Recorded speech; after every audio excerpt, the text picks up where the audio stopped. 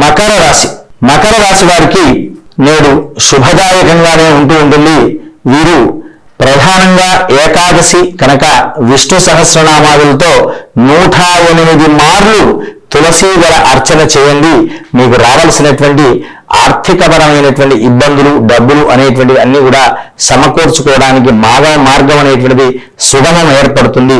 కనుక మీరు ప్రధానంగా 108 తులసి దళాదులతో అర్చన చేసుకోవడం వల్ల మహావిష్ణువుకి కానీ వెంకటేశ్వర స్వామికి కానీ ఈ విధంగా అర్చన చేయండి. లేదా ప్రత్యక్షంగా వీలున్నటువంటి వారు శాలిగ్రామాలకు బ్రాహ్మణ ద్వారా అర్చన చేయించినా, దేవాలయానికి వెళ్ళి అర్చన చేయించినా కానీ దాని ఫలితం అనేటువంటిది చాలా శీఘ్రంగా పొంది మంచి శుభవార్తను వింటూ ఉంటారు. స్వస్తి ప్రజాభ్య పరిపాలయంతాం న్యాయేన మార్గేణ మహిం మహీషాః.